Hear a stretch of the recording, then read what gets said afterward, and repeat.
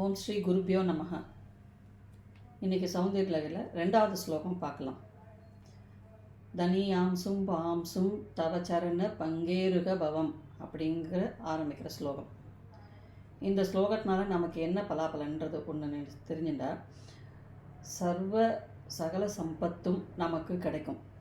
இப்போ ஒரு ஆஃபீஸ் போகிறா, ஒரு ப்ராஜெக்ட் பண்ணுறா, அதில் அவளுக்கு ஏதோ ஒரு தடுமாற்றம் வருது அப்படின்னா அந்த ப்ராஜெக்டுக்கு உண்டான எப்படி அதை சால்வ் பண்ணி ப்ராப்ளத்தை அடுத்த ஸ்டெப்புக்கு போகலாங்கிறதுக்கு உண்டான வழி எது கொடுக்கும். இல்லை மேலே இருக்கிற மேனேஜர் இல்லை அவளால் நமக்கு எதாவதுன்னா அந்த இடைஞ்சலையும் நமக்கு இடைஞ்சல் இல்லாமல் சாதகமாக்கி கொடுக்கும் இந்த ஸ்லோகம்.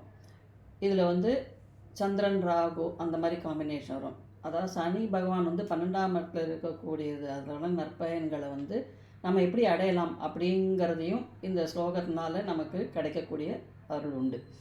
சரி, இந்த ஸ்லோகத்தை எப்படி பாராயணம் பண்ணலாம் அப்படின்னு கேட்கலாம். ஆற்று மணலை எடுத்துன்னு வாங்க. ஆற்று மணலை எடுத்துன்னு ஸ்புடம் போடணும். ஸ்புடம் போடணும்னு நல்ல ஒரு புதுசாக ஒரு வெள்ளை துணியில் அந்த மணலை வச்சு சலிச்சா அடியில் தூளாக விழும்.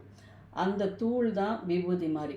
அந்த தூளை வச்சுட்டு இந்த ஸ்லோகத்தை ஒரு மண்டலம் நித்தியம் ஒரு 108 தடவை இதை பாராயணம் பண்ணி அந்த தூளை விபூதியாக இட்டுன்னு போகிறோம். எங்கே போனாலும் அது விபூதியாக இட்டுன்னு போனால் அது ரக்ஷையாகவும் இருக்கும், சகல சம்பத்தியும் நமக்கு தேடி கொடுக்கும்.